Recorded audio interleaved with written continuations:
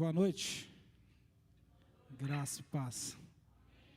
De manhã a gente ficou preocupado de falar boa noite de manhã, né? Mas graças a Deus não trocamos. Já estão de pé? Nós vamos estar dando início a mais um culto de celebração ao Senhor, de adoração a Ele. Feche teus olhos. Pai, nós te agradecemos por este momento, Senhor, este culto estamos iniciando para louvar e engrandecer o Teu santo nome, ó Deus. Venha fluir em nossos corações, ó Pai.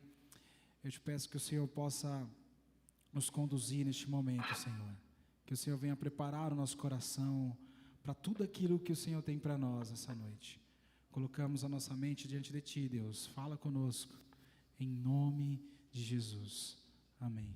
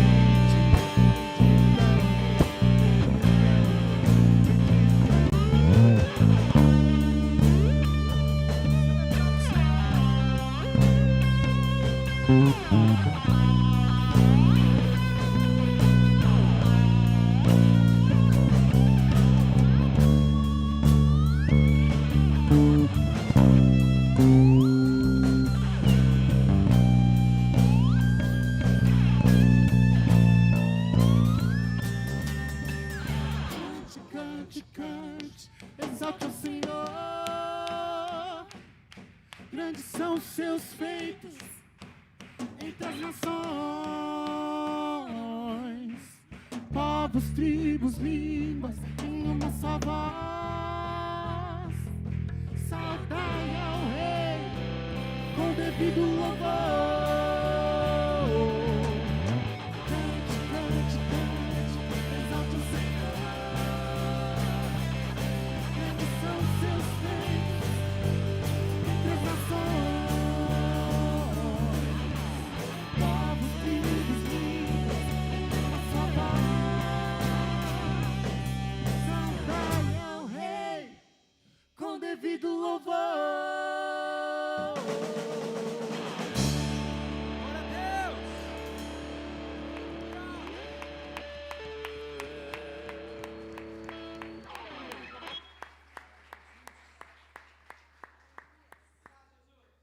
Aleluia. Te adoramos, Jesus.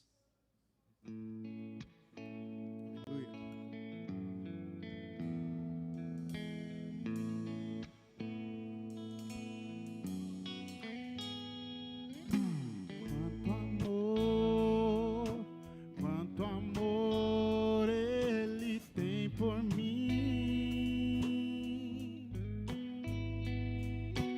quanta dor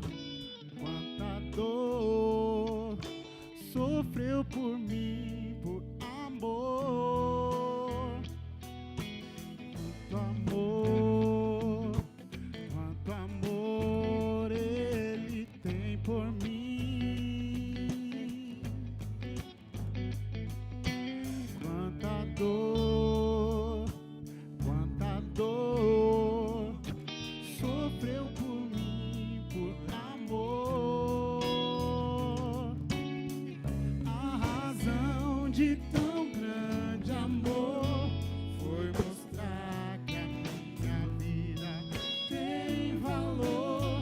Sou tão precioso para Deus. Ele deu o seu filho pra morrer na cruz por mim. Ó Deus, te louvo pelo teu amor. Tu mudaste o meu interior e agora eu quero viver pra transmitir esse amor que vem de ti. Ó Deus, te louvo pelo teu amor. Tu mudaste o meu interior e agora eu quero viver pra transmitir esse amor que vem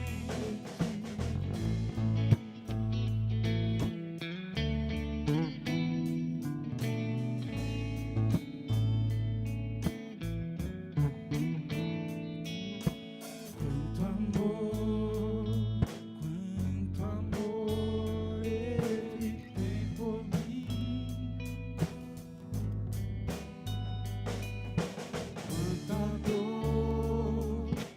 quanta dor sofreu por mim, por amor. A razão de tão grande amor foi mostrar que a minha vida tem valor. Sou tão precioso para Deus. Ele deu o seu filho pra morrer na cruz por mim.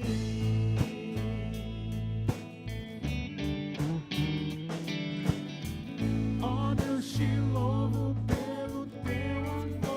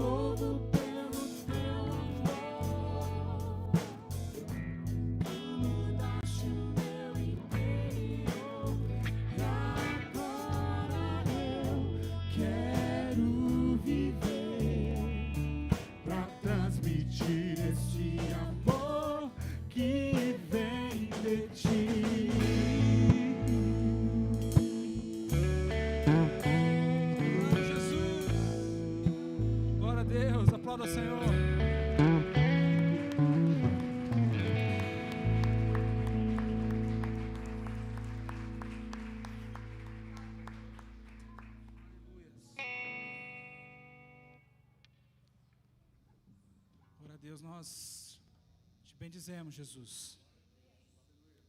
Nós continuamos firmes, ó Deus, até que o Senhor venha. Quantos aqui estão firmes no Senhor Jesus? Quantos aqui vão manter as suas lâmpadas acesas? Haverá um dia que Ele voltará para nos buscar. E até lá nós vamos bater a porta. Nós vamos estar batendo a porta, Jesus, até que o Senhor venha. Até que o Teu reino de justiça venha, Senhor. Em nome de Jesus.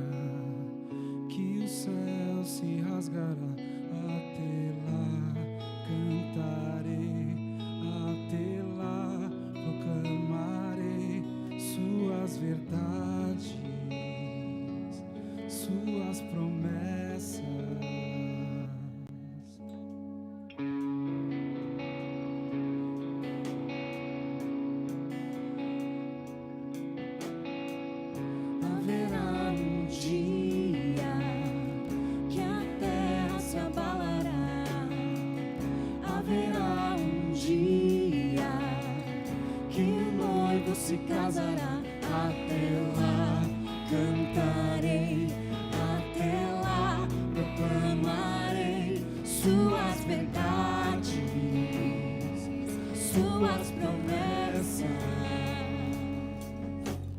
Nós não pararemos de clamar até que o reino de justiça venha à terra e o justo governe. Nós não pararemos de clamar até que o reino de justiça venha à terra e o justo governe. Nós não pararemos de clamar até que o reino de justiça venha à terra e o justo governe. Nós não pararemos de clamar até que o reino de justiça venha à terra e o justo governe. Estamos batendo a porta, estamos enchendo as taças, até que tu venha com tua justiça. Estamos batendo a porta, estamos enchendo as taças, até que tu venha com tua justiça. Estamos batendo a porta, estamos enchendo as taças, até que tu venha com tua justiça. Estamos batendo a porta, estamos enchendo as taças, até que tu venha com tua justiça. É Deus. Estamos te aguardando, Jesus.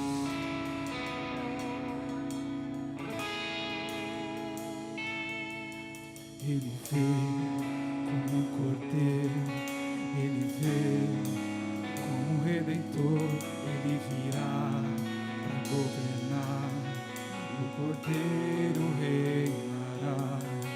Ele veio como um cordeiro, Declare isso. Ele veio como um redentor.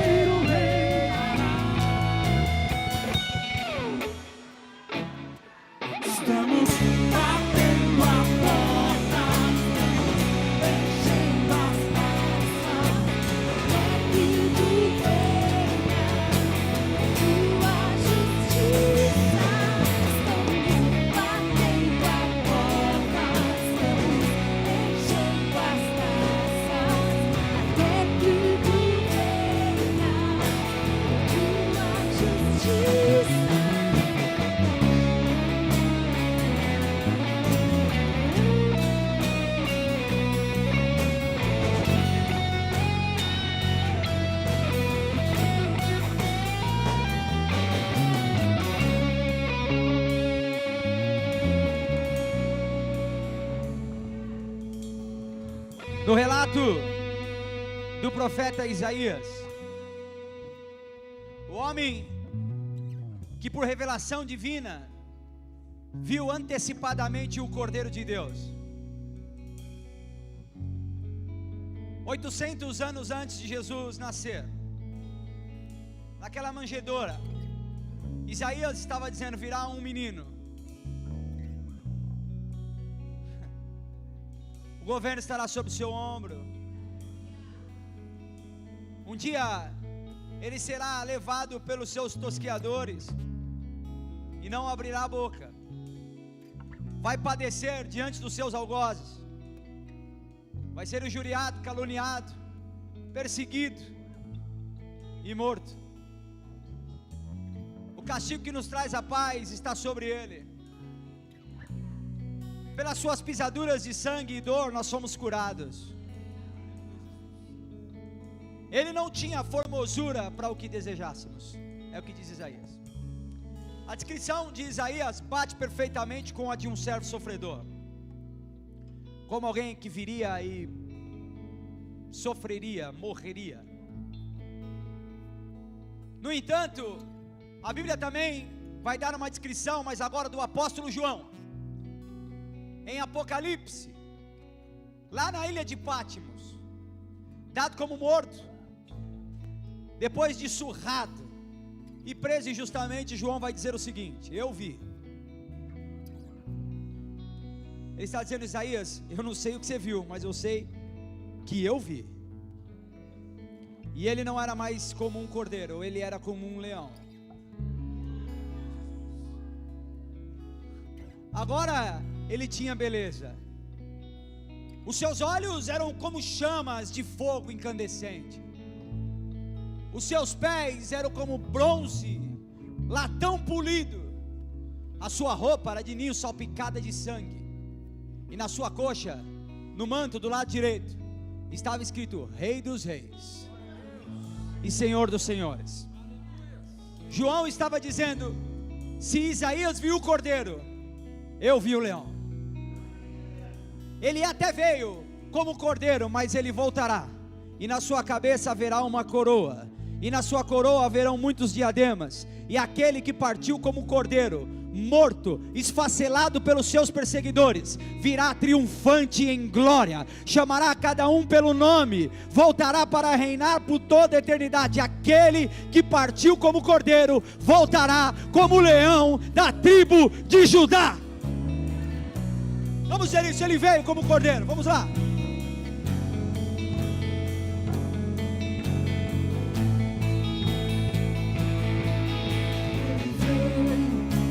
Cordeiro, ele veio como um redentor, ele virá para governar.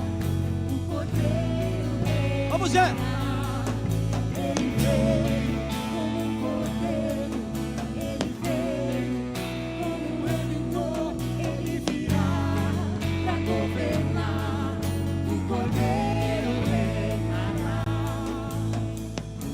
A Bíblia diz que João estava na ilha de Pátimos e os olhos dele espiritual abriram, e ele viu um livro com muitos selos, e lá continha toda a relação de Deus com o homem, e ele caiu de joelhos, e sob as palavras dele, ele dizia: ninguém é digno de abrir o livro e desatar o selo. E o apóstolo vai dizer o seguinte: eu me desesperei, eu chorei, eu lamentei, eu fiquei enlouquecido. Então os anjos vieram até mim e disseram: João, erga a cabeça, eis diante de você o Cordeiro Santo de Deus, que é digno de abrir o livro e desatar o selo. João, enxuga as lágrimas dos seus olhos. A taça da ira de Deus transbordou. Ela é preenchida pelo choro e pelo lamento daqueles que padeceram pelo nome do Santo dos Santos. Eis diante de você, João, aquele que morreu e que pagou com o seu sangue o direito de nós morarmos na eternidade. Eis diante de ti aquele que é digno de abrir o livro e desatar o selo. O seu nome é Jesus. Ele veio como cordeiro. Vamos dizer isso. Como um cordeiro, ele veio como um redentor, ele virá Ele veio. Ele veio como um cordeiro. Vamos, vamos, vamos. Ele veio como um redentor. Ele virá pra governar. Do poder reinará. Vamos lá, dizer isso. Rega uma adoração nesse lugar. Estamos. Batendo a porta, enchendo as massas. É que tu reina. Vamos, queridos, estamos batendo a porta. Vamos lá. Batendo a porta, enchendo as massas. É que tu reina. Tua justiça.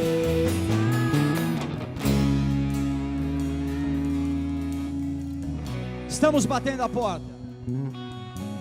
E a Bíblia vai dizer: batei, batei, e abre-se-vos-á. É fato que um dia Ele virá para nos buscar. Nós somos a igreja militante de Jesus. Algumas pessoas com sofismas filosóficos tentam esvaziar a importância da volta de Cristo, dizendo que trata-se de uma volta no coração, uma volta na mente, que não é literal. Mas enquanto esse pregador viver, enquanto os que eu discipulei viverem, nós estaremos aqui para dizer: Ele voltará. Ele voltará corporeamente. Ele morreu em corpo, ressuscitou em corpo e voltará em corpo. Não faz parte da nossa imaginação coletiva, não é um delírio de crente. Nós estamos afirmando e reafirmando: Ele voltará para buscar a igreja.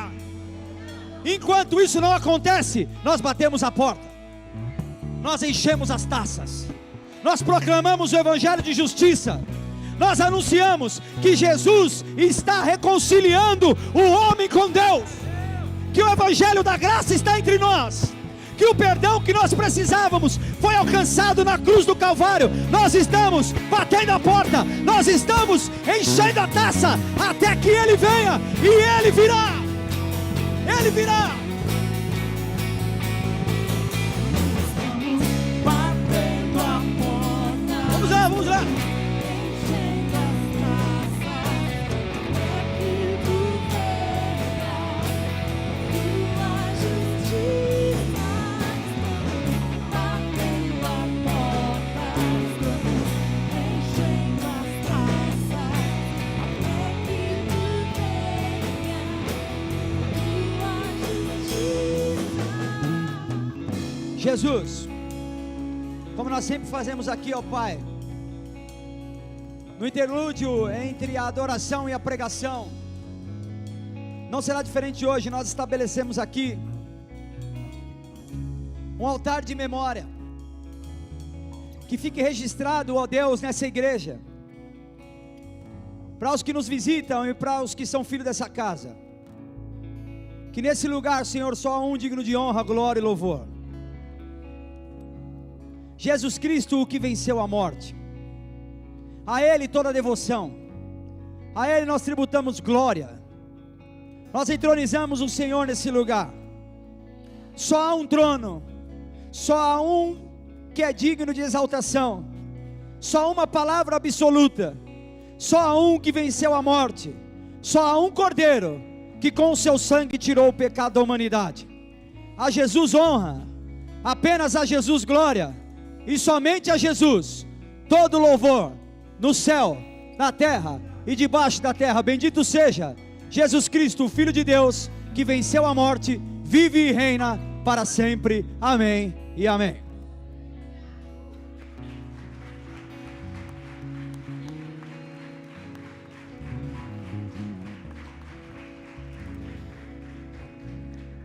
Boa noite, graça e paz.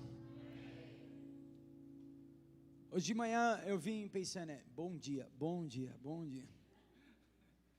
Aí na hora que começou a mensagem eu falei, aí saiu bom dia. Enfim, agora já estamos no boa noite.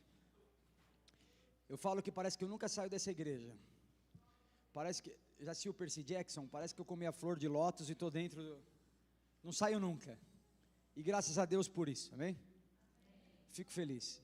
Um dia o Caleb estava doente, aí ele disse, calma tia, não precisa de injeção. O pastor Renan já orou por mim. E ele fica lá dentro da igreja. Quase que ele disse, é um móvel. Ele não sai de lá, fica tranquilo. Sigamos, e eu vou aqui tentar fazer o possível para repetir aquilo que foi pregado hoje de manhã. E eu gostaria que de antemão você abrisse a sua Bíblia no livro do Evangelho segundo escreveu o apóstolo Lucas, no capítulo 23, no verso 34. Eu vou ler esse breve versículo, depois eu vou explicar a razão pela qual eu li, amém? Não? Então tá bom. O pessoal de manhã estava mais interativo. Disse o seguinte: Jesus disse, Pai, perdoa-lhes, pois não sabem o que fazem. E os soldados, pulou, hein? E os soldados tiraram sorte para dividir entre si as roupas de Jesus. Amém, é só isso, pode se sentar. Para quem está acostumado aqui, o fato de nós explorarmos sempre textos grandes, e perícopes maiores de texto, nesse mês, acontece algo importante, existe uma data importantíssima para o cristianismo, é a Páscoa. Nós aqui celebramos o Natal, a gente não é aquele crente chato que fica perseguindo os natalinos. Os irmãos aqui dão até uma exagerada, monta árvore de Natal aqui no fundo, depois edita aí, tá? Não. Mas o Natal, para nós, apesar de ser relevante para o ocidental, não é tão importante para o cristão quanto a Páscoa. A Páscoa tem um símbolo forte para cada um de nós. É o símbolo de que nós somos definitivamente libertos por Cristo Jesus. É o símbolo de que sobre nós não pesa mais nenhuma condenação. De que nós estamos em paz com Deus e, portanto, podemos viver a paz de Deus. E por conta da Páscoa, eu decidi preparar sermões que culminem nesse episódio. E para tanto, eu vou iniciar com as declarações de Jesus na cruz do Calvário. O que Jesus disse quando estava pregado na cruz? Existem 7 declarações importantes. E eu quero falar sobre elas, e hoje eu começarei por essa que nós lemos. Pai, perdoa, porque eles não sabem o que fazem. Talvez você não precise ser perdoado, mas eu ficaria feliz, amém? Ao final dessa série, ao final desse mês, a minha intenção é que a Páscoa ganhe um novo sentido para cada um de nós. É potencializar o sentido da Páscoa. É que nós venhamos entender melhor qual é o significado desse evento. O que a cruz do Calvário significa, não simboliza, significa para cada um de nós. E qual é a importância, quais são as implicações desse sacrifício de Jesus por nós. É muito importante, nós lemos um texto aqui que fala do processo da Via Cruz. Na verdade, nós lemos um texto aqui que já fala da crucificação em si. Do momento em que Jesus está sendo crucificado, de que suas mãos estão pregadas, do momento em que ele irá expirar e voltar ao Senhor para morar à direita de Deus. No entanto, isso não aconteceu como num passe de mágica. Até chegar a esse momento, algumas coisas aconteceram e eu quero lembrar algumas delas, pode ser? Pode ser? Primeiro, Jesus havia sido injuriado. Haviam lançado impropérios e mentiras sobre Jesus. Haviam dito que ele era um homem que estava promovendo uma rebelião social. Lembra que Jesus é trocado por Barrabás? Não assistiu o filme? Nem The Chosen. Jesus é trocado por Barrabás porque, no entendimento daqueles homens, Pense em uma sociedade em que governo civil e religião se misturam. Em um governo teocrático, aonde a igreja comanda a questão política. Para você ter uma ideia da amplitude do poder da igreja, quem determinava se uma pessoa estava curada de lepra ou não era o rabino. Quem dizia se uma mulher era impura ou não era o rabino. Ele tinha poderes de um ditador. Para você ter uma ideia da amplitude do poder. E o discurso de Jesus era subversivo para aquela época. Veja, os religiosos diziam: sigam as nossas regras e vocês serão salvos. Jesus dizia: só há um caminho para a salvação e esse caminho sou eu. Eles diziam: guardem o sábado, porque só assim vocês agradarão o Senhor. Jesus dizia: eu sou o sábado. Tudo que vocês viveram era uma sombra, eu sou a realidade. Eles diziam: sigam a lei de Moisés, comam isso, não comam aquilo, pratiquem essas coisas. E Jesus estava dizendo: eu vos chamei para a liberdade, para serem livres, para terem paz. Jesus tinha um discurso subversivo. Então a condenação de Jesus era a condenação de um bandido da pior espécie, a ponto de ser comparado com um assassino, possivelmente o assassino Barrabás. Ou seja, até chegar aqui na crucificação, Jesus foi acusado de coisas que ele não fez. Quero abrir só um parêntese aqui. Nós, por vezes, reclamamos que as pessoas nos acusam de coisas que nós não fizemos. É ou não é? E a gente acha que vai manchar a nossa biografia. Eu tenho que defender a minha imagem. Eu vou lá me justificar. Escute, a Bíblia diz que como um cordeiro ele não abriu a boca.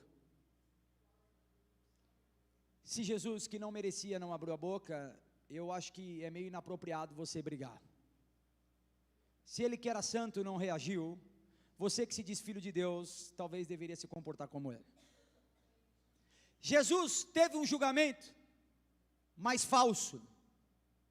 Se nós achamos e fazemos críticas à justiça atual, imagina, naquele tempo foi montado um teatro, um palco de dor, onde Jesus era o personagem principal. Ele foi colocado no centro de uma grande conspiração. As pessoas agora já estavam com a condenação pronta. Elas iriam nomear Jesus inimigo da pátria, uma pessoa que deveria morrer. Jesus havia sido traído com um beijo cafajeste. Ele havia sido indicado como traidor da pátria. E eu quero abrir outro parênteses. A Bíblia diz que Judas identificou Jesus com um beijo, é ou não é? Miserável. Esse beijinho aí. Eu lembro quando o pessoal ia beijar, falava assim: beijo de Judas. E a resposta de Jesus para Judas não foi: seu canalha. A resposta de Jesus foi: ô amigo, por que você fez isso? Jesus estava dizendo: a sua postura, você ser um traidor não muda quem eu sou. O fato de você ser um mentiroso não muda o meu compromisso com a verdade. O fato de você ser uma pessoa má não muda a minha obrigação de ser uma pessoa boa. Algumas pessoas usam a desculpa de que alguém foi mal para elas, para se comportarem mal. Não é porque um Judas te beijou como traidor, que você deve agir como um ensandecido. O beijo de traição não é uma licença para que você não se comporte como cristão. Faça como Jesus, ô amigo. É pior para quem traiu, irmão. No final, o que aconteceu? Jesus ressuscita dentre os mortos e Judas se enforca. Quem trai, quem erra, quem peca contra o outro, vive num ciclo de culpa que só pode ser interrompido pelo perdão que é em Cristo Jesus. Jesus foi espancado, e eu sei que a gente é exagerado, principalmente se a pessoa for vó. Você faz assim no filho, para que espancar o menino? Não estou falando desse espancamento. Jesus foi definitivamente espancado. A Bíblia vai dizer que em algum momento da sua jornada ele sequer aguentava carregar a cruz. E Simão Cirineu foi convocado a carregar a cruz para ele. Jesus foi massacrado, humilhado. Jesus agora já não era mais um possível condenado, e agora ele era um homem fadado à morte. Ele foi zombado por todos. Às vezes nós reclamamos que as pessoas não nos levam a sério. A Bíblia vai dizer no texto que as pessoas diziam para Jesus: se você é Deus, se salva. Desce daí. Vai. Quem lembra do episódio do World Trade Center? Vai ter que revelar a sua idade. Em algum momento da história que eu não quero falar, porque eu assisti ao vivo, homens pegaram aviões e bateram na maior torre, numa torre comercial dos Estados Unidos, e mataram milhares de pessoas naquele dia. E o New York Times lançou um editorial escrito: aonde o Jesus da América estava. E o pastor, filho do pastor Billy Graham, já ouviu falar de Billy Graham? Graças a Deus, né? Não é possível. O filho dele disse: Jesus estava no mesmo lugar que sempre esteve, fora do World Trade Center. Porque lá dentro, o Deus de vocês era o próprio ventre, era o prazer momentâneo, eram as vitórias e conquistas dessa vida. Sabe onde Jesus estava? Fora desse prédio, onde ele sempre esteve. Jesus e o cristianismo são escarnecidos durante séculos. Grandes mentes como Voltaire, um filósofo, dizia que em breve o cristianismo acabava. O que eles não esperavam é que o cristianismo era verdadeiro, movido pelo único Espírito que pode tudo. E depois de 2000 anos de zombaria, de perseguição, de uma caçada, aqui estamos nós, dizendo o que os pais da igreja disseram: que Jesus ressuscitou dentre os mortos, e nós aguardamos ansiosamente pelo seu retorno. Nós seguimos firmes com Cristo Jesus, amém? Ele foi forçado a carregar uma cruz que era de todos nós. Quando eu exponho tudo isso, não é para gerar em você um sentimento de pena. Jesus não precisa da sua pena, Ele exige sua adoração. Jesus não precisa que você tenha dó, Ele exige que você tenha obediência. Lembre-se de que Jesus não é um mártir. Mártires morrem obrigado. Jesus não foi obrigado a morrer. A Bíblia diz que Ele é o Cordeiro de Deus que morreu na eternidade. Ele escolheu morrer. Ele voluntariamente abraçou aquela cruz, a fim de que eu e você fôssemos perdoados de todo o nosso pecado. Não foi por coação, foi por amor. Ele não foi obrigado, Ele foi voluntário. Alguém precisava ser o sacrifício, e Jesus voluntariamente veio ao mundo, se sacrificou, nos dando o direito de ser chamados filhos de Deus e herdeiros da herança de Cristo. Portanto, o que eu quero ao expor tudo isso, é apenas te fazer pensar na grandeza do sacrifício de Jesus. Alguém que voluntariamente veio ao mundo e morre por quem não merecia. Ele não foi obrigado, Ele não foi forçado, Ele não foi coagido, Ele simplesmente nos amou. Segundo Paulo em Filipenses, Ele abriu mão do seu reinado, não usurpou ser quem era, esvaziou-se da sua essência divina, e humilhou-se sendo um homem, até a morte de cruz. O meu convite para você é: pense nisso. Como não adorar um Deus que vem do céu e morre na cruz por nós? Como não servir a um Deus? Como não ser loucamente apaixonado por um Senhor que abandona o seu trono e se entrega com pregos e cravos nas mãos, por amor, voluntariamente, bondosamente, espontaneamente, por mim e por você? Como não cair de joelhos, em adoração e prostração, diante de um Deus que por piedade e graça, entrega o seu próprio filho na cruz do Calvário? Quem é pai vai entender o que eu vou dizer. Para nos salvar, Deus precisava esmagar o seu único filho. triturar a carne dele. E ele fez. Eu sempre digo isso. Até Jesus, a ordem para o homem é: me obedeça e eu guardarei vocês. Me obedeçam e eu cuidarei de vocês. Para Jesus a ordem de Deus era: me obedeça e eu te esmagarei na cruz. Se você cumprir a sua missão até o fim, eu vou te despedaçar. E sabe o que Jesus disse? Jesus estava pronto para ser despedaçado. Não, talvez você precise compreender a magnitude disso, amém? Lembre-se que os que matavam Jesus, aqueles homens tinham certeza que estavam certos. Fruto de uma rebelião, aquela certeza era fruto de uma rebelião contra Deus. E eu paro para pensar quantas vezes nós fazemos coisas erradas sabendo que elas estão erradas. Ninguém aqui é uma criancinha, as criancinhas estão lá em cima. Você sabe o que é errado e o que é certo, amém? E quando faz o errado, sabe o que está fazendo. E assim como aqueles homens que disseram: solta Barrabás. Nós sabemos que ele é inocente, no entanto, solta Barrabás.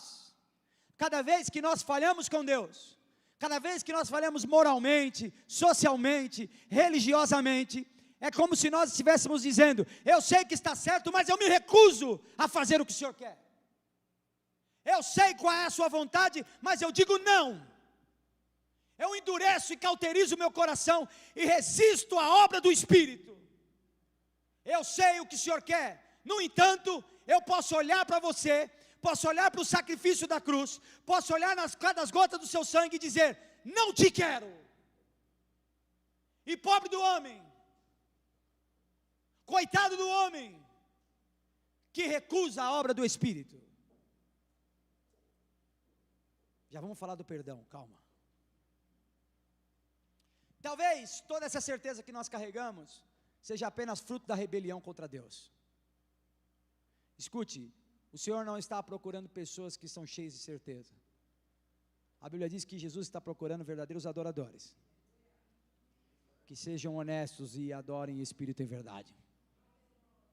Paulo disse: tudo que eu tinha de certeza virou esterco no dia em que eu caí e vi a glória de Deus. Isso, ou tudo isso que nós dissemos até aqui, deixa evidente o quanto o perdão é valoroso para Jesus. O tema perdão é fundamental, essencial e indispensável para o cristianismo. Não há cristianismo sem perdão. Deixa claro que esse perdão aqui da cruz não é apenas pontual, não é só para aquele momento. Esse perdão é atemporal, vamos dizer, é atemporal. Nossa, que força, hein? Que bom. Ninguém almoçou? Vamos de novo. É atemporal.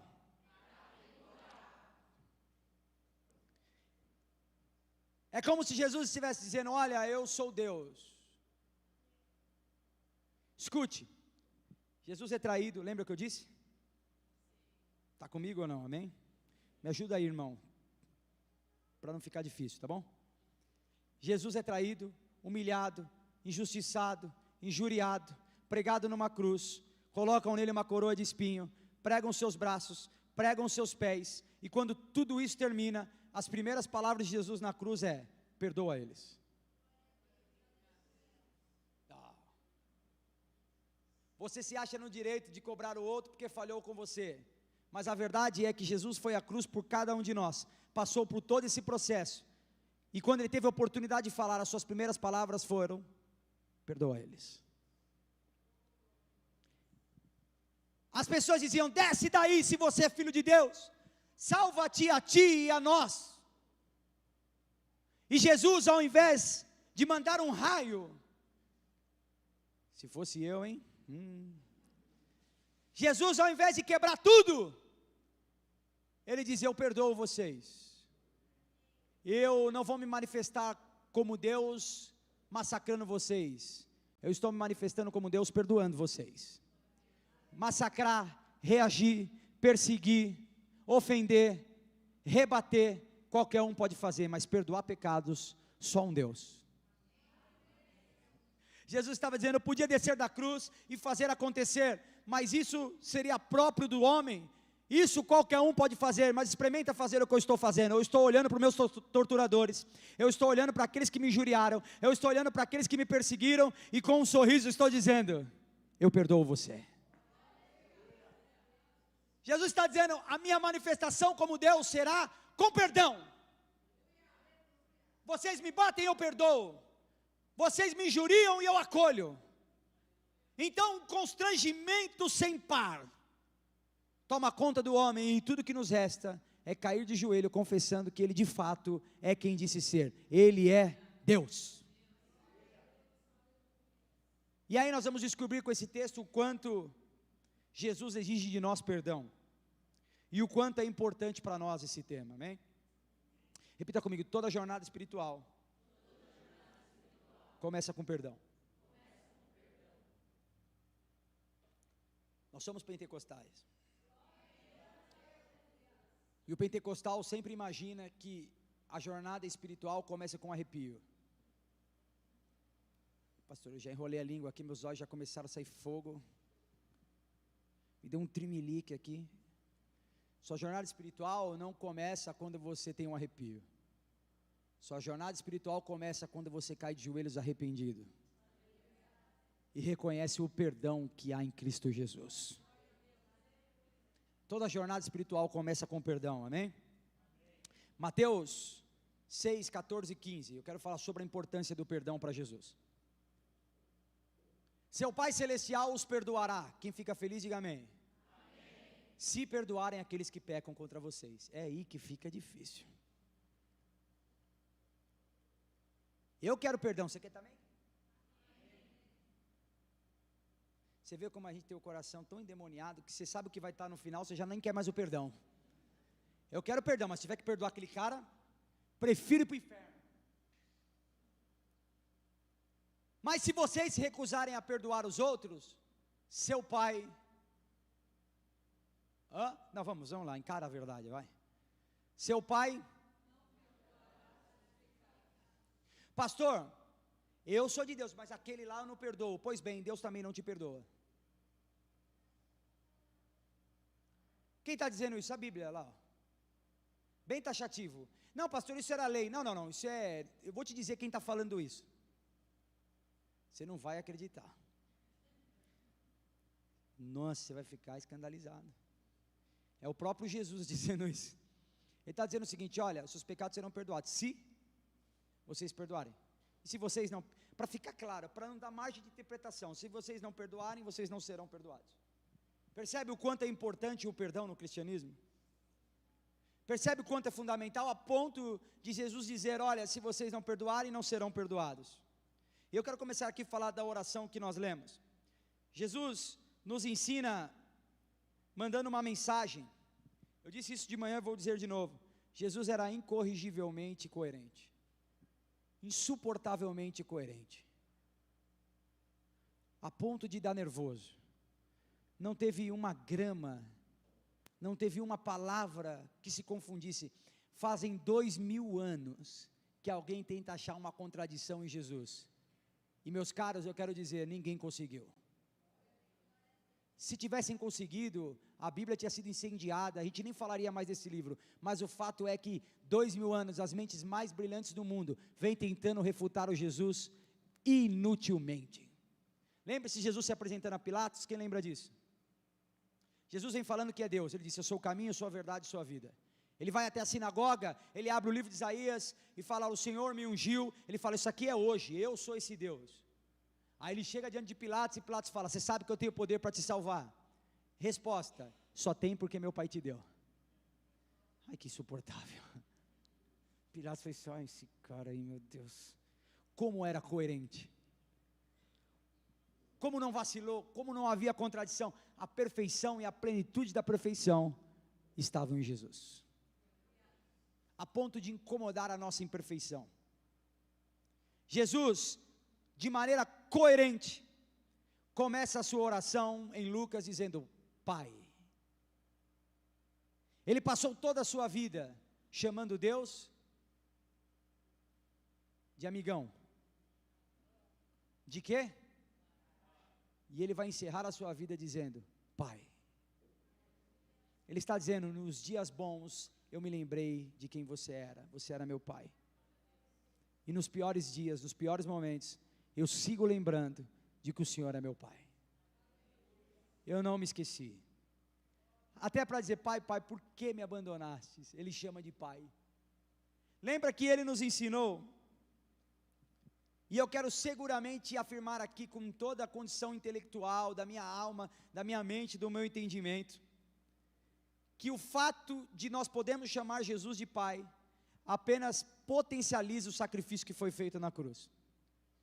Lembra de João 3,16? Quem lembra? Não. João 3,16, gente. Põe para nós João 3,16 aí. Não é possível. Porque Deus amou tanto o mundo, que deu o seu Filho. Jesus passou a vida toda dizendo que era o único. E aqui Ele está nos ensinando algo. Agora eu não sou mais o unigênito. Agora eu sou o primogênito. Lembra na oração do Pai Nosso? Ele disse: até agora o Pai era meu. A partir de agora, o Pai é nosso. Jesus estava com as mãos estendidas, com uma coroa de espinho na cabeça, dizendo: isso tudo é para que você seja inserido na família de Deus. Isso tudo é para que você, a partir de agora, possa chamar Ele de Pai. E Ele segue dizendo: Pai, perdoa eles. Deus, por critérios desconhecidos, amou tanto o mundo, que para dar uma saída justa ao nosso pecado, resolveu esmagar o seu próprio Filho, o seu único Filho, na cruz do Calvário. Jesus aqui está falando com quem aceitou o perdão. Quem aqui aceitou o perdão? Nossa, então você que fique sem perdão então. Quem aceitou o perdão de Jesus? Ele está dizendo o seguinte: a partir de agora, vocês que aceitaram o perdão, podem chamar Ele de Pai. Quando orarem, lembre-se dos dias bons e nos dias ruins. Nos dias em que Ele multiplica o pão, nós chamamos Ele de Pai. E na hora da cruz, nós lembramos que Ele é Pai. Porque a nossa esperança não está apenas nessa vida. Nós cremos em uma vida que ainda está por vir. Parece um discurso de maluco, de crente velho. Pode falar o que quiser. Eu continuo confiando a minha expectativa num reino que ainda virá. Eu acredito nesse livro. Eu acredito até na capa que está escrito Bíblia Sagrada, para você ter uma ideia. E o convite na cruz é: animem-se. Apesar dos nossos pecados serem escabrosos, horríveis, inomináveis, o nosso Pai nomeou Jesus como representante para nos justificar. Eu sempre digo isso: Jesus não é o nosso professor de salvação. Quem é que acha que se Jesus ensinasse direitinho como ser salvo, seria salvo? Eu tenho certeza absoluta, irmão, que se Jesus me ensinasse direitinho, eu conseguiria ir para o inferno. Você não? Você é muito santo mesmo, irmão. Se Jesus me ensinasse bem ensinadinho, no final da aula eu já estava em pecado, indo para o inferno outra vez. Jesus não veio para te ensinar, Ele veio para te salvar. Porque você é tão pecador e não pode se salvar sozinho, Ele veio te salvar, amém? Dito isso, vamos ao fato do perdão. O perdão é imprescindível, como eu já disse. E eu quero fazer uso das palavras do salmista Davi. Todo mundo lembra de Davi aqui, amém? Salmo 51, do 8 ao 9. Devolve-me a alegria e a felicidade. Tu me quebrastes. Agora, permite que eu exulte outra vez. Davi passa os salmos anteriores confessando o seu pecado. Dizendo: eu pequei, eu falei contra o Senhor, eu errei, o Senhor me quebrou, mas vamos fazer o seguinte: devolve-me a alegria. Eu confesso que eu errei, eu reconheço que eu pequei, e o Senhor me quebrou por causa disso, mas agora, se eu puder te pedir alguma coisa, me faz feliz outra vez, me deixa sentir o prazer da alegria da salvação uma vez mais. talvez Jesus tenha te quebrado. E muito provavelmente você mereça isso. Não, seguramente você merece isso. Mas a verdade é que vai chegar um momento em que o Senhor vai te fazer ter prazer de novo, ter alegria outra vez. E o processo de recomeço passa pela confissão e pelo arrependimento. Davi é maduro. Deus dizia que Davi era segundo seu coração, não porque ele não pecava, mas porque ele era homem o suficiente para assumir que pecou. Para dizer: Deus, eu pequei, ofendi a sua santidade, estou arrependido, confesso que o Senhor devia ter me quebrado mesmo, mas agora me devolve a alegria. E sabe o que aconteceu? O Senhor devolveu a alegria dele. O homem precisa de perdão, o homem precisa ser redimido, em razão do peso da culpa, e a culpa é destruidora. Quem aqui já sentiu culpa e sentiu que ia morrer por causa disso? É duro, é ou não é? Sim ou não? E ao longo da história, o homem tem inutilmente tentado ressignificar a culpa. Nietzsche dizia que a culpa é uma mentira da religião, que porque a religião estabeleceu padrões morais, nós acabamos entendendo que nós nos desviamos disso. Então, ele dizia, na medida em que a religião for se desfazendo, e ele dizia, Deus morreu e a religião vai acabar. Na medida que a religião vai acabando, nós vamos sendo libertos. Acontece que ele estava fragorosamente errado, Deus não morreu. Não. Na verdade, ele até morreu, mas ao terceiro dia ressuscitou. E está vivo. O que Nietzsche não previa é que a igreja, ou que a culpa do homem, não era fruto da religião, e sim fruto do pecado implícito e intrínseco dentro do coração do homem. A ideia de que nosso senso de religiosidade colocava culpa sobre as pessoas. Freud, já ouviu falar de Freud ou não? Disse que a culpa era uma imposição social, que nós usávamos a culpa para controlar uns aos outros. Às vezes acontece. Tem gente que você fez uma coisa errada para ela em 2001, ela fala, está perdoado, experimenta discutir com ela que você vai ver. Ela tira aqui da meia assim e fala, e você? 1983. Assim, meu filho, não lembra nem que eu comi domingo. Você tem que pedir perdão 800 mil vezes para a pessoa. Ela não perdoa, ela usa isso como um instrumento de tortura. Mas a verdade é que a nossa culpa enquanto ser humano não é controle apenas. Karl Marx, não farei nenhuma observação pessoal, diz que a culpa é resultado do desejo dos poderosos controlarem os oprimidos. A verdade é que todos esses argumentos são uma falácia, uma mentira e não se sustentam em pé. O homem não se sente culpado por imposição religiosa ou por imposição social. O homem se sente culpado porque nasce pecador, e Paulo vai dizer em Gálatas 2:20 que todos pecaram e destituídos foram da glória de Deus. O homem se sente culpado porque se rebela contra o Senhor. O homem se sente culpado porque resiste à obra do Espírito. Não tem nada a ver com imposição social, tem a ver com uma luta que nos domina e que nos controla durante muito tempo da nossa vida. Paulo vai dizer, o bem que eu quero fazer eu não consigo, no entanto o mal que eu não gostaria, esse eu faço.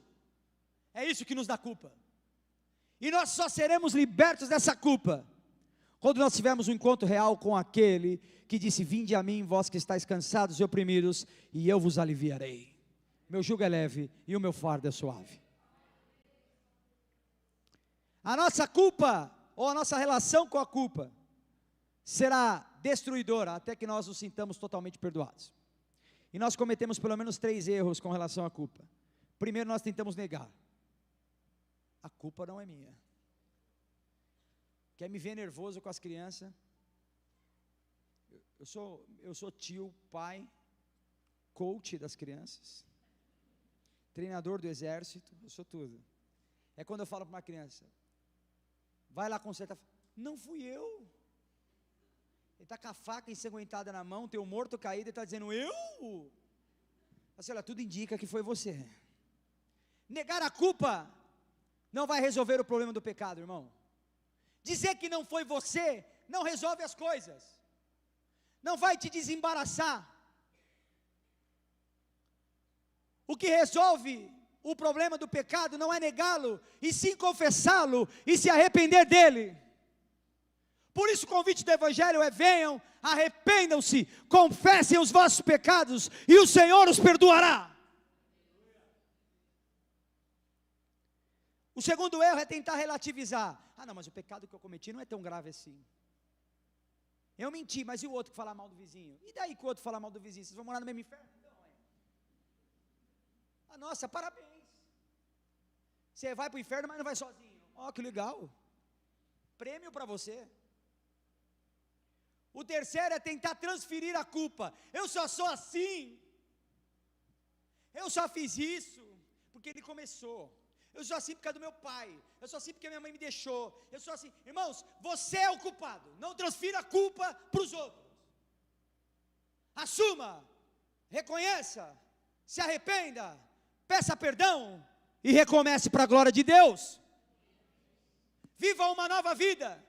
E uma nova vida só pode ser iniciada quando uma velha vida acaba. E a velha vida só acaba quando nós reconhecemos que ela não é boa. Olhe para o céu, rasgue o seu coração, confesse o seu pecado, e o Deus de paz, o Senhor da graça, te perdoará e te acolherá outra vez. Ao declarar a frase, Jesus não estava perdoando apenas aquele pecado ali. O problema do pecado do homem começa em Gênesis, capítulo 3, verso 7, tem aí? Gênesis 3, 7, não tem não.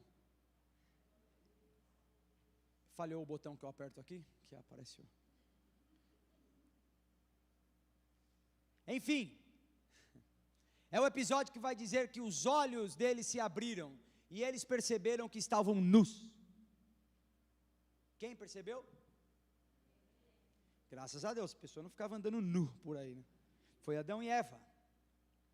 E os olhos abriram, parece uma coisa positiva, não parece? Veja, se eu digo essa frase isoladamente, eu digo, olha, aquela pessoa, os olhos daquelas pessoas se abriram, parece bom, mas aqui é um ato de condenação, os olhos só se abriram para ver o tamanho do pecado. E a Bíblia vai dizer que eles se cobriram com folhas de figueira. Eles perceberam que estavam nus e que a sua situação era degradante, era ruim. E quando Jesus emite e declara o perdão na cruz, ele estava dizendo que ele era o único caminho de reconexão.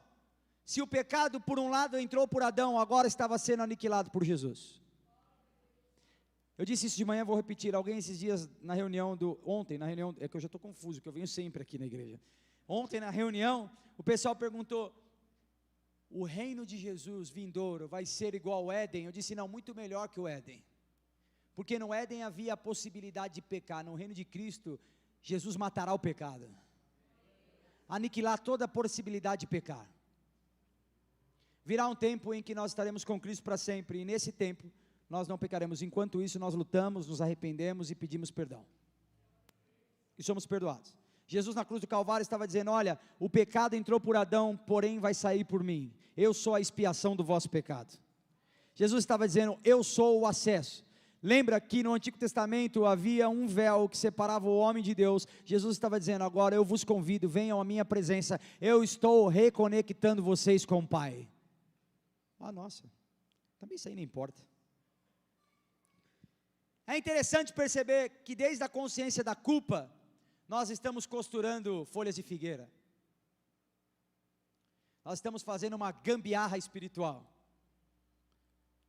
Talvez a sua folha de figueira seja justamente a relativização. Eu estou nu, mas a culpa é do... Talvez o legalismo, vou aproveitar e culpar o outro, vou falar do pecado pior dele. E na igreja a gente ama eleger pecado, como pior, é ou não é? Meu pecado é ruim, mas e aqui?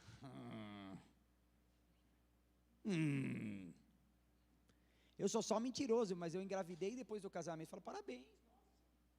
Que virtuoso.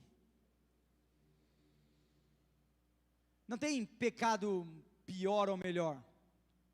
Todos eles têm o mesmo pagamento, a morte. E todos eles só podem ser resolvidos pela mesma pessoa, é Jesus. Talvez o seu trabalho seja a sua folha de figueira. Você não suporta mais viver em casa. Tem problema e fica trabalhando 14 horas por dia. E coloca uma folhinha de figueira para dizer, não, eu estou trabalhando em nome da família. Usa o que é santo para justificar o seu pecado. Talvez sua folha de figueira seja uma suposta perfeição. Eu faço tudo perfeito para poder exigir das pessoas, olha como eu sou perfeito, vocês precisam fazer perfeito para mim também. Mas o seu coração está destruído e caído. Talvez seja a rede social. Irmão, a rede social é uma bela folha de figueira. Você já viu alguém postar na rede social, olha como minha unha está com pus?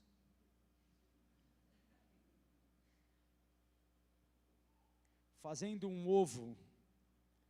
As pessoas usam como folha de figueira para parecer que vivem uma vida que na verdade é mentirosa.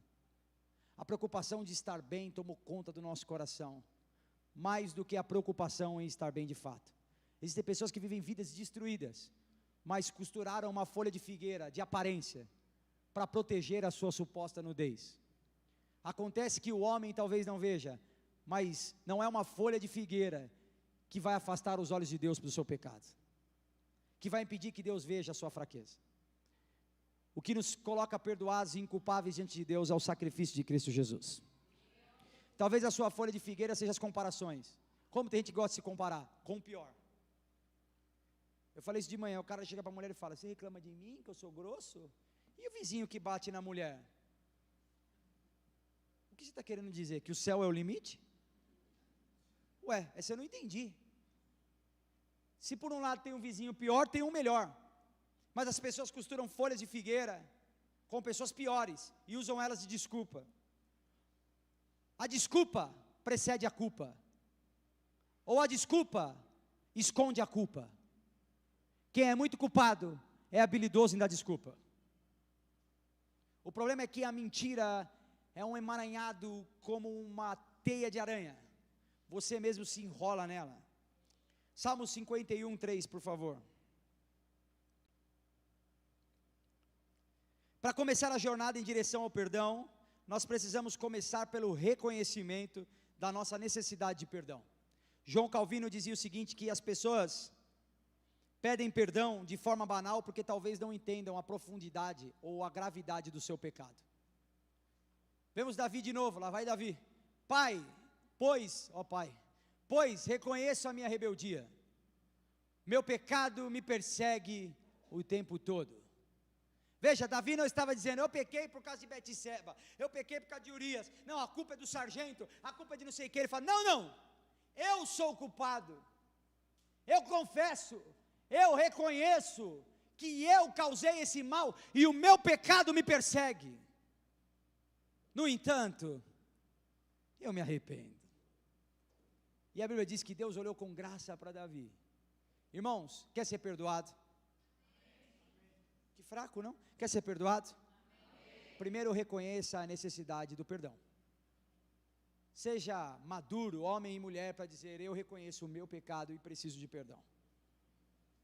Entenda, o nosso pecado é grave e precisa de um perdão profundo. John Piper, que é um pregador que ainda está vivo, diz o seguinte, que a gravidade de um crime depende do quanto a pessoa ultrajada é importante. Eu dei esse exemplo, eu vou dar de novo aqui à noite.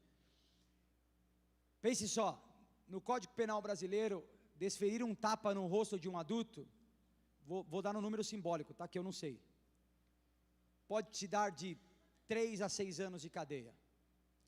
Se você desferir o mesmo tapa no rosto de uma criança, será que eu acertei? Pode te dar uma pena de 6 a 12 anos.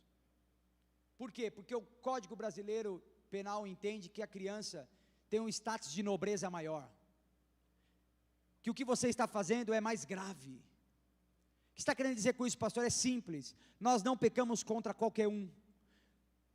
A grandeza do nosso pecado pode ser medida pela grandeza do Deus contra o qual nós pecamos. Nós pecamos contra um Deus perfeito, plenamente santo, plenamente Senhor, com toda a autoridade. Logo, o nosso pecado é grave. Não, o nosso pecado é gravíssimo. e precisa de um perdão profundo, e apenas na cruz do Calvário, em Cristo Jesus, nós encontraremos o alívio dessa culpa. Apenas no sangue carmesim, que purifica e limpa o homem, é que nós encontraremos saída para o nosso enlace de culpa. Aqui chegamos ao cenário da cruz.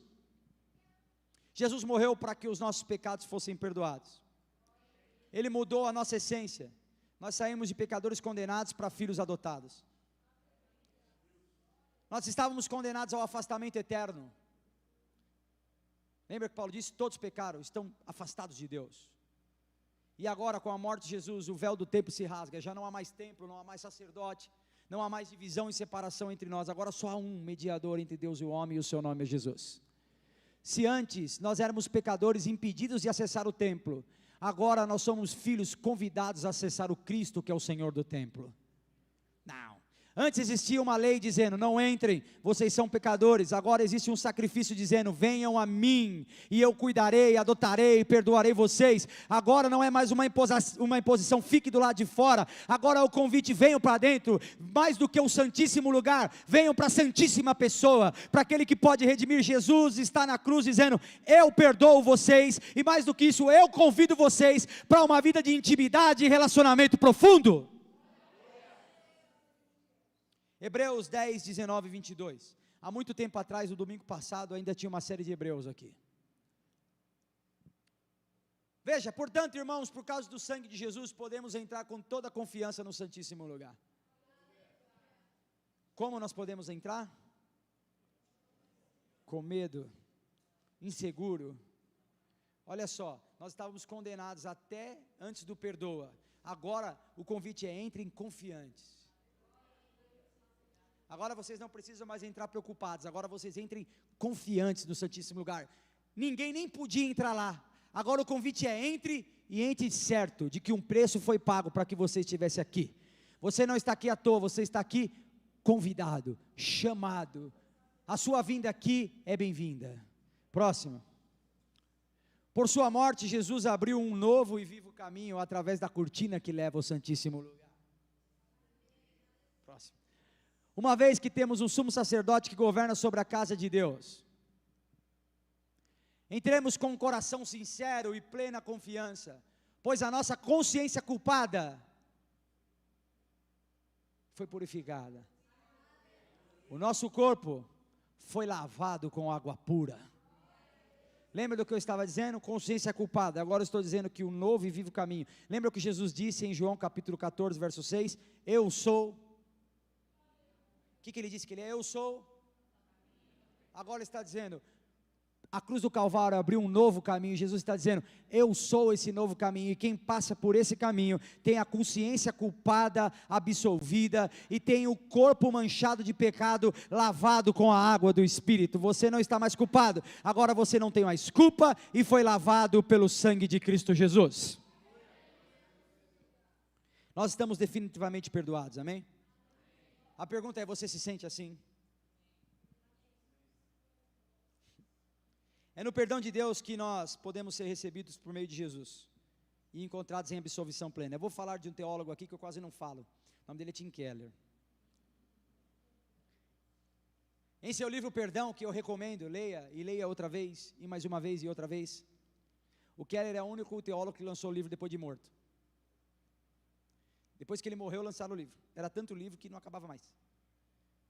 Ele diz o seguinte, não há nada que nos transforme dessa maneira. Ele está falando do perdão, amém?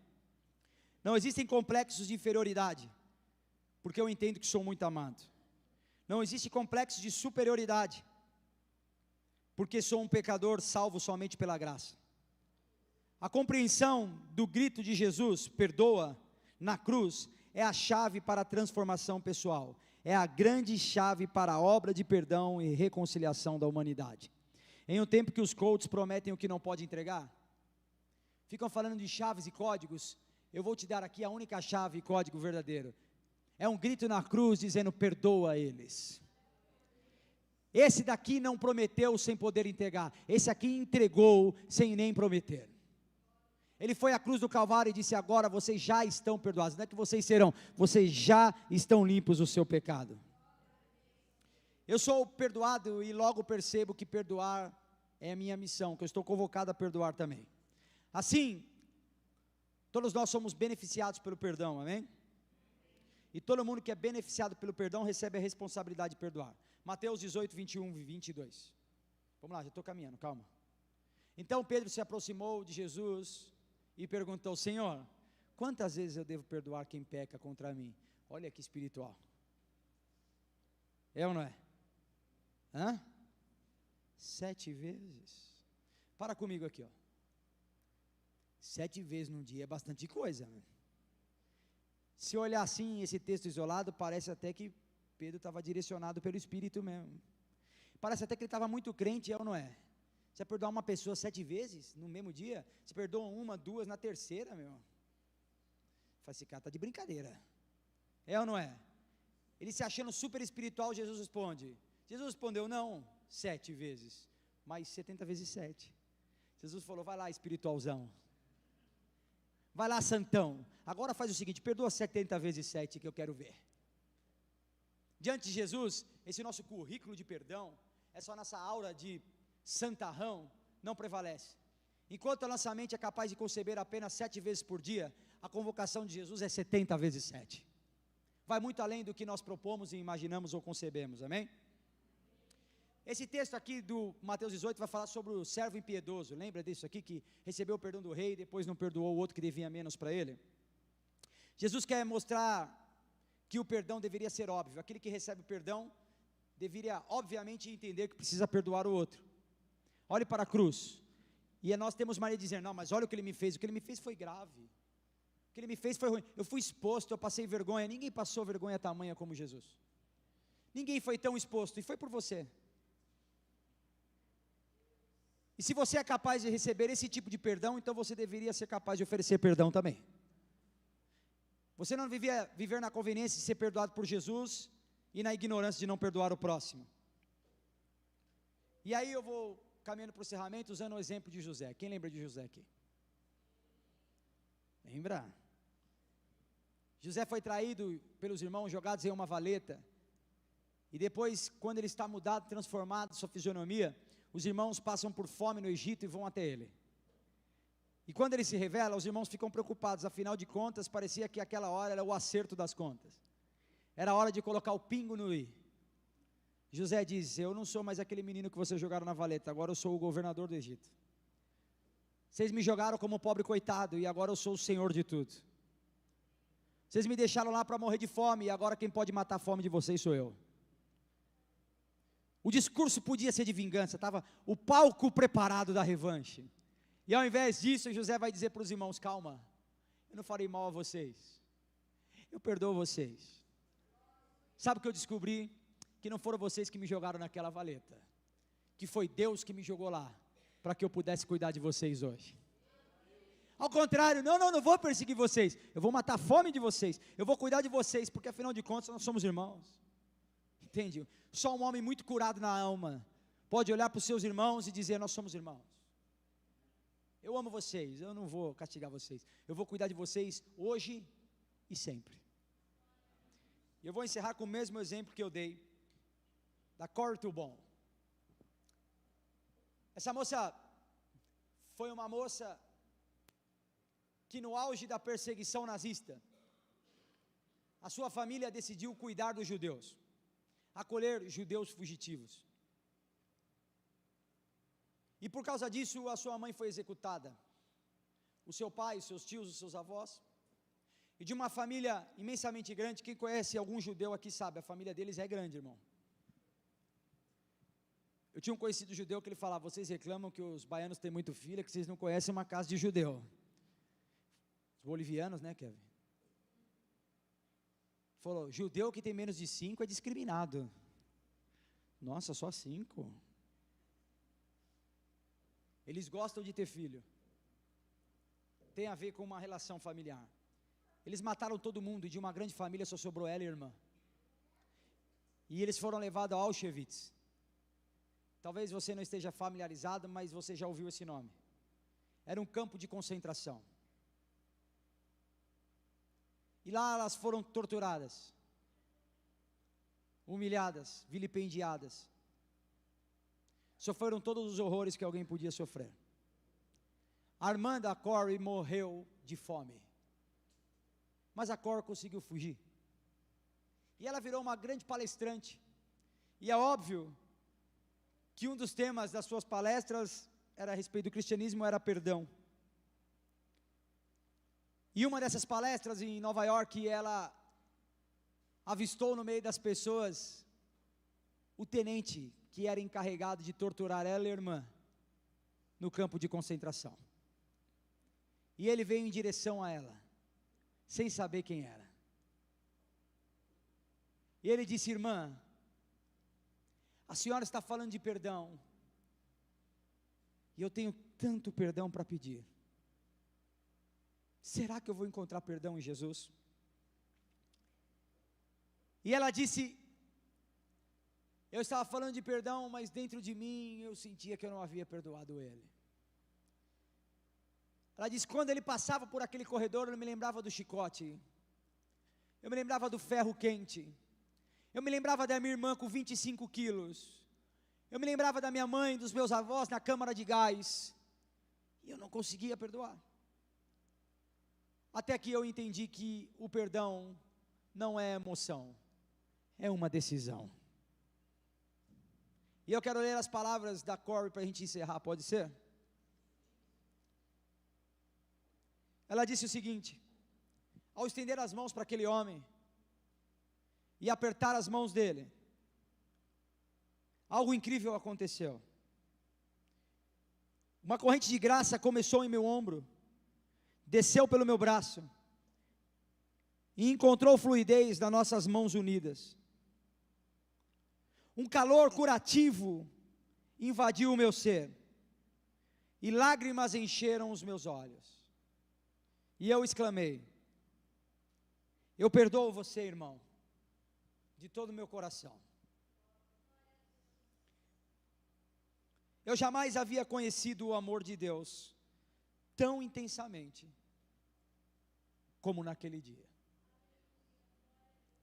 Ela disse: e hoje eu posso declarar, o amor não é uma emoção, o perdão não é uma emoção, o perdão é uma decisão, que todo cristão deve tomar. Vamos ficar em pé? O meu apelo, ou o apelo para mim e para você essa noite, é que nós sejamos capazes de praticar o perdão. Jesus na cruz disse: perdoa, perdoa eles. Mesmo diante de toda injustiça, as primeiras palavras de Jesus ao nosso respeito foram: perdoa eles.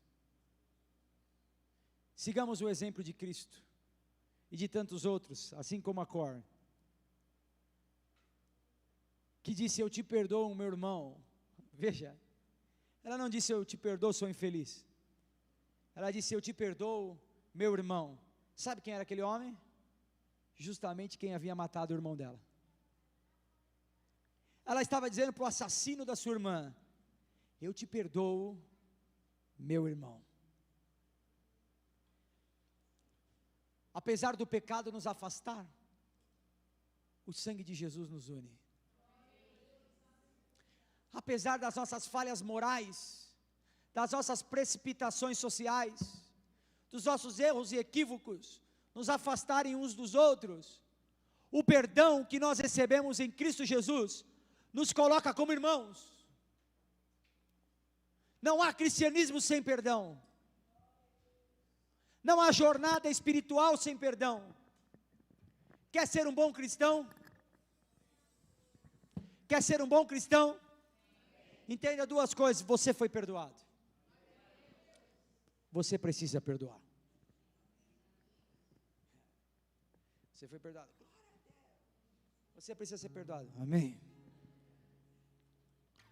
Acontece que uma coisa não anda sem a outra. São as duas asas de um avião. Se você arrancar uma delas, o avião vai cair. Lembra o que eu disse? O que eu disse não, olha que ousadia. O que Jesus disse e eu repeti: se você quer ser perdoado, perdoe. Se você não perdoar, sinto muito, você não encontrará perdão. Que o perdão que recebemos seja causa do perdão que nós oferecemos. Se você usar você mesmo como parâmetro, você jamais perdoará ninguém. Mas se você usar o sacrifício de Jesus, então o perdão será parte da sua vida, amém? Esse mês nós caminharemos em direção ao está consumado. Nós carinha... Que susto, eu achei... Pelo menos não é o Racionais, o irmão do Racionais não veio hoje. Para quem não é da igreja, que tem um irmão que tem um toque do Racionais. E aí quando toca, minha cabeça já vai para lá, eu já esqueço da mensagem. Fala pro irmão, você podia trocar o toque do Racionais? Sei lá, por um forró que eu não ouço. Porque o Racionais já entrou, já estou perturbado, acabou com a pregação, irmão. Foi só o plim-plim dessa vez. Existe uma convocação celestial. Repita, quem recebeu o perdão na vertical precisa estar pronto para oferecer o perdão na horizontal. Quem foi perdoado está convocado a perdoar. Sente-se perdoado, então você está convocado a perdoar. Eu não estou dizendo que isso é fácil, irmão. Eu sei muito bem. Traições, decepções, frustrações às vezes casqueiam o nosso coração. Mas a questão é que Jesus é o único que pode esmagar o coração de pedra e te dar um novo coração. Quer perdoar? Peça ao Senhor força para isso, e que Deus nos ajude, irmão. Que as nossas orações sejam atendidas, porque nós somos capazes de perdoar. Vamos orar? Lembre-se, existe uma jornada que começa hoje e termina na Páscoa, no está consumado. Antes de chegar, o primeiro passo para o estar consumado é estar perdoado. E é disso que nós falamos hoje. Estamos perdoados em Cristo Jesus. Feche seus olhos. Deus, nós reconhecemos a Tua graça, o Teu perdão e a Sua misericórdia. Esclarece a nossa mente, ó Deus, e potencializa a nossa alma, que nós sejamos capazes de perdoar aqueles que nos perseguem, que nós sejamos capazes de perdoar aqueles que nos ofendem, e que nós, Deus, sejamos esmerados no Teu amor para isso, que nós vamos entender, ó Deus, ou adquirir a consciência do perdão que recebemos, e com isso, ó Deus, nós possamos perdoar o próximo. Que o Senhor nos ajude nessa tarefa, que o Senhor nos dê força, que o Senhor nos capacite para cumprir essa missão e honrar o Teu nome com isso. Nós te agradecemos, Jesus, porque nós sabemos que é de Ti, e apenas de Ti, que nós possuiremos e receberemos a força para vencer esse obstáculo da falta de perdão. Bendito seja o Teu nome, louvado seja o Senhor, hoje e sempre. Amém e amém. Como símbolo de perdão, nós participaremos da ceia do Senhor, que simboliza a morte do Cristo que morreu por nós, para nos perdoar. E o texto de 1 Coríntios 11:23 diz o seguinte: pois eu lhes transmiti aquilo que recebi do Senhor, na mesma noite em que o Senhor Jesus foi. Ele tomou o pão, agradeceu a Deus e disse: esse é o meu corpo que é entregue por vocês. Quem traiu Jesus? Jesus sabia que ele ia trair. Quem negou Jesus?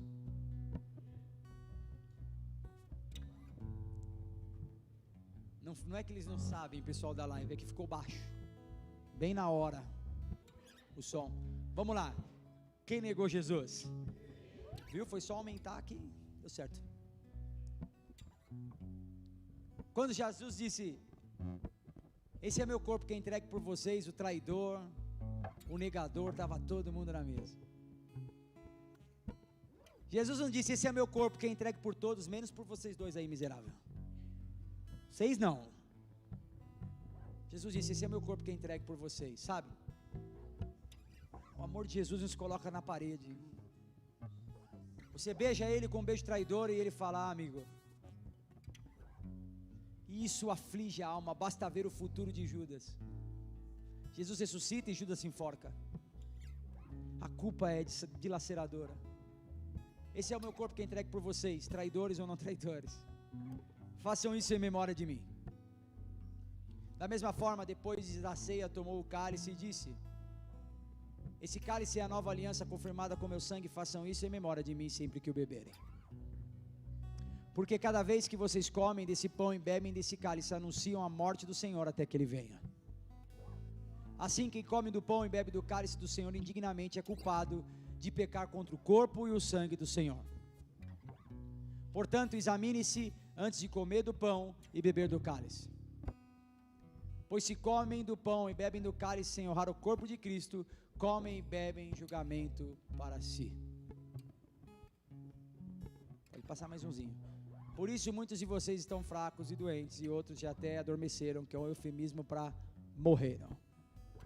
Irmãos, eu sei que, eu sempre digo isso na ceia aqui, que alguns, quer dizer, eu não disse de manhã não, que alguns lugares, em algumas igrejas, em algumas denominações, só toma ceia quem é batizado. No entanto, a proposta dessa igreja era fazer apenas aquilo que a Bíblia determina e declara expressamente. E eu estou tentando achar esse texto aí que fala isso, e até agora não achei. Se alguém achar, me dá um toque. A Bíblia, ao contrário de criar, porque se eu crio regras é fácil, é ou não é? Eu digo, não mata, se você matar, você é o culpado. E se você não matar e alguém quiser te condenar, você fala, não, mas ele disse, ó, eu não matei. Tem gente que não toma ceia e fala, eu não sou batizado. Eu sou batizado, eu posso tomar, o pastor que disse. E eu não decido não, quem decide é você. Eu posso ser até o pastor da sua alma, mas a sua consciência é só você. Tem gente que não é batizado e está em paz com Jesus, ama Cristo, e eu vou dizer, não tome ceia. Do mesmo jeito que tem endemoniado que é batizado e bate na mulher e vem com cara de pau tomar ceia na igreja. O que determina se você pode ou não tomar ceia é se você está em paz com Cristo. Está em paz com Jesus? Você se sente perdoado? Você ama Jesus? Nossa, nem eu queria esse amor seu aí. Você ama Jesus? Se meus filhos fizerem um amor, ou eu um amém desse, eu vou dar uma porrada neles, meu. Tem que me falar que me ama com fervor. Você ama Jesus? Tem consciência do seu pecado e do perdão de Cristo? Então participe. Mas quem toma essa decisão é você. Examine-se, pois, o homem a si mesmo. Não sou eu que examino você. Não vem jogar para mim. A última vez que Deus escolheu foi Eva para Adão. Quando deu problema, lembra que Adão disse? Foi essa mulher que o Senhor me deu. Tem gente que quer que eu decida quem vai tomar ceia só para poder dizer, foi o pastor, ele falou que podia. Seja maduro. Meu papel aqui não é ficar decidindo para você. Você é adulto. Você mesmo decide e paga o preço das suas escolhas. A minha missão é dizer para você, só tome e só participe dessa mesa se você estiver em paz com Cristo. Tiver consciência de que você vive um cristianismo verdadeiro. De que o que você vai fazer aqui é para a honra e glória do nome de Jesus. Senão, não faça. Porque se por um lado, a promessa é para aqueles que obedecem é a vida eterna, para aqueles que desonram, está escrito, existem muitos que já morreram. Então pense na seriedade do que está para fazer agora, e se você estiver em paz, participe. Decida você mesmo.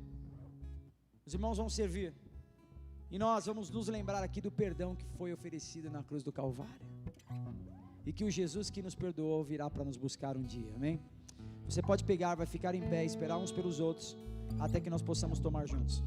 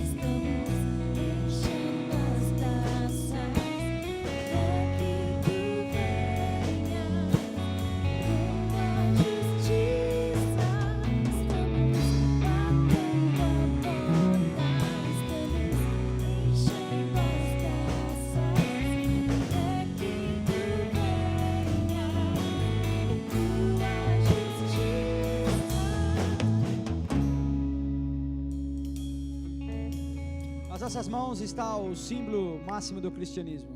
É aqui que a igreja militante de Jesus anuncia que ele morreu, mas ressuscitou. Eu creio nisso. Você acredita nisso? De verdade? A minha voz chega a engasgar quando eu penso no triunfo de Cristo sobre a morte. Ó morte, onde está o teu aguilhão? Onde estão as tuas prisões? Estragada foi a morte pela vida.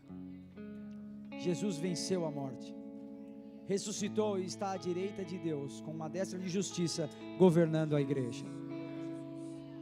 Ele é o Senhor dos Senhores, e do jeito que Ele ressuscitou, Ele voltará para nos levar um dia, amém? Esse é o símbolo de que um dia, por causa da morte de Jesus, nós encontramos salvação. Estávamos perdidos e fomos achados, condenados e fomos perdoados. Éramos órfãos espirituais, andarilhos nessa terra, até que, como ovelhas sem pastores, nós fomos apacentados por Ele.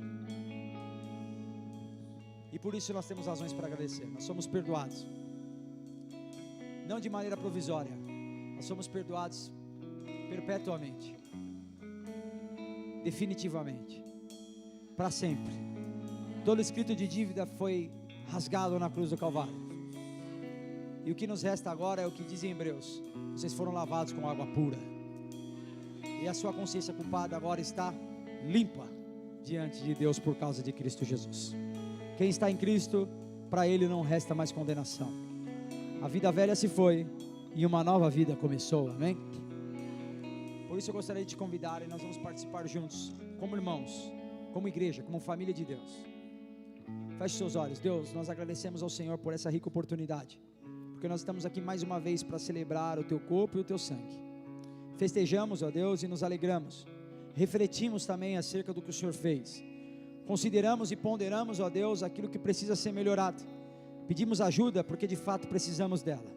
Que o Senhor nos ajude nessa empreitada, e que nós possamos te servir, ó Deus, com a honra devida.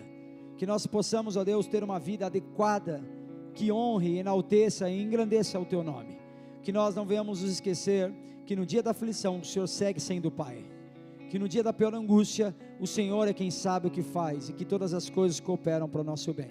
Deus nos abençoe, nos guarde. Eu abençoo, ó Deus, esse momento em nome do Pai, do Filho e do Espírito Santo. Se você está em paz com Cristo, coma do pão e beba do cálice em nome de Jesus.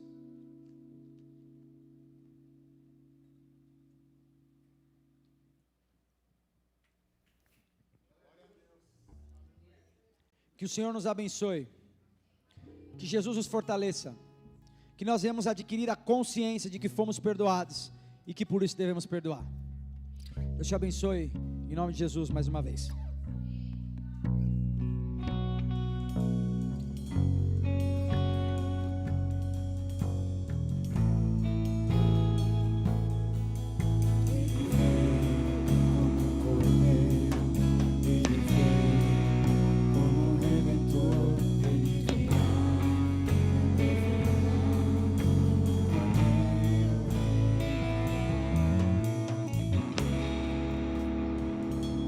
Boa noite, igreja, graça e paz, amém? Ele vive, amém? E até que Ele venha, essa igreja abençoada seguirá requisitando o perdão de Deus, amém?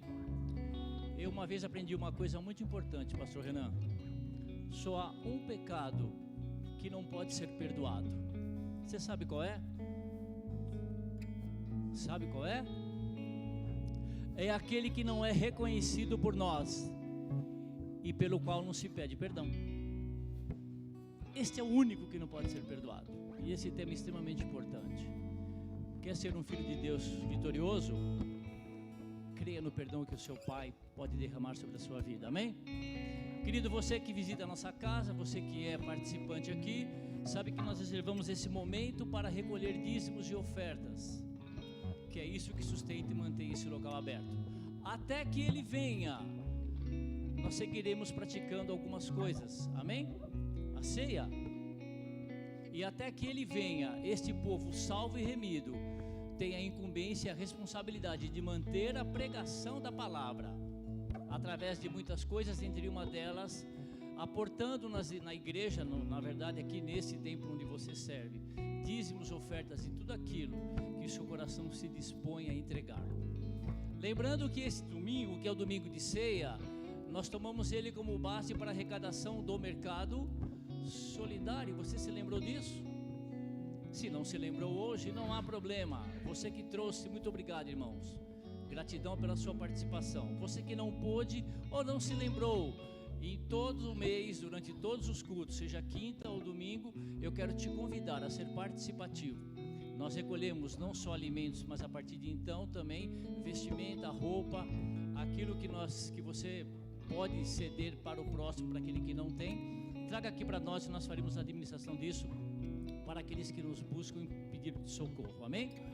Então pegue seu dízimo, pegue a sua oferta, lembre-se daquilo que o pastor Renan, que tudo que nós fazemos aqui é para a honra e a glória do nome do Senhor Jesus. E como já explicamos, os dízimos e ofertas aqui honram a presença do Cristo, nosso Deus e provedor, amém? Então pegue dízimos, ofertas, venha aqui à frente, entregue na mão dos nossos voluntários. Pode vir, em nome de Jesus.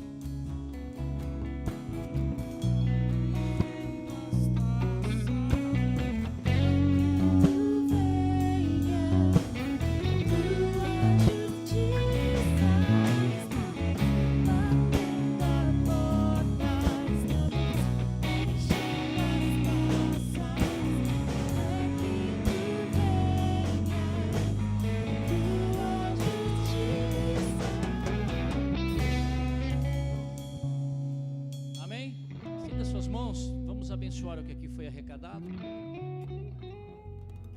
Pai, em nome de Jesus, nós te damos graças, ó Pai, pelo Senhor poder nos auxiliar, nos prover, ó Deus, porque aqui entregamos aquilo do qual já recebemos de Ti, ó Pai.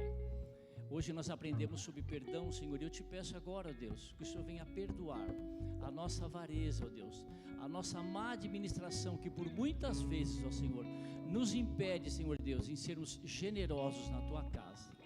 Ó Pai, como é importante entendermos, ó Deus, que todas as coisas têm que ser submetidas ao Seu controle, e a nossa vida financeira não é diferente. Pai, perdoa quando podemos dar mais e sonegamos isso, Pai. Ó Pai, nos ensina, Senhor, a ser generosos, para que aquilo, Senhor, que aqui seja arrecadado, possa multiplicar em prol do Seu reino. Pai, nós abençoamos agora tudo aquilo que aqui foi semeado. Eu peço, Senhor, uma bênção especial, ó Deus, sobre aquele, ó Deus, que passa necessidades financeiras e que buscará em Ti socorro, ó Deus. Que eles possam, Senhor, receber de Ti essa bênção sem tamanho e serem gratos pela Tua provisão.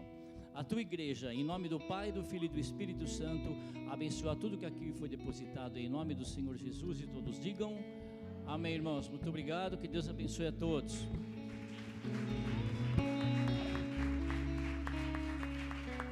Glória a Deus, aplauda mais forte ao Senhor. Ele é digno de toda a honra, toda a glória e todo o louvor, amém?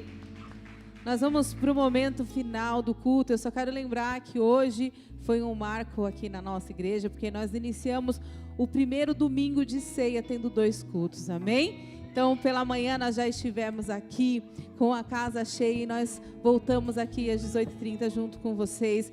E eu creio que muito mais o Senhor tem para fazer. E eu quero agradecer a todos os nossos voluntários, todas as pessoas envolvidas neste culto. Teve gente que não conseguiu vir em só um culto, né, Ana? Teve que vir nos 2. E várias pessoas estão aqui conosco celebrando o nome do Senhor, amém? Nós somos intensos, nós somos apaixonados por Jesus e nós estamos declarando aqui neste lugar que só o Senhor salva, só o Senhor é o nosso Redentor e Ele merece toda a nossa adoração, amém? E nesse momento final do culto eu quero agradecer aos nossos visitantes. Nós estamos aqui com a Gabriela e o Ricardo, sejam muito bem-vindos. A Gabi aí conhecida de muitos aqui, sejam muito bem-vindos, que vocês possam se sentir na casa do Pai e voltar muito mais vezes, amém? E da nossa programação, nós temos culto aqui oficial de domingo e de quinta. Então, quinta-feira nós estamos aqui de volta às 20h30. E o nosso lema é: o melhor culto é o próximo. Porque nós temos a cada dia mais da porção do Senhor. Então, quinta-feira nós estamos aqui às 20h30 e domingo na programação normal, com um culto só à noite às 18h30. E nós vamos falar nesse mês de março das 7 declarações da cruz, amém? Que você não falte, que você receba essa palavra e que mais importante do que você ouvir aqui, às quintas e aos domingos, que você possa praticar esta palavra na sua semana, amém? Que a sua semana seja abençoada debaixo da presença do Senhor e que para que você viva toda essa bênção, você precisa ser obediente à palavra que você ouviu nessa noite. É isso que eu desejo para você. Viva a plenitude da presença do Senhor. No seu trabalho, na sua casa, que você possa viver tudo aquilo que o Senhor tem para você. Amém? Nós vamos ler o texto do envio que está lá em Mateus 28, 19. Eu gostaria que vocês lessem comigo, amém? No 3, 1, 2, 3. Portanto, vão e façam discípulos de todas as nações, batizando-os em nome do Pai, do Filho e do Espírito Santo.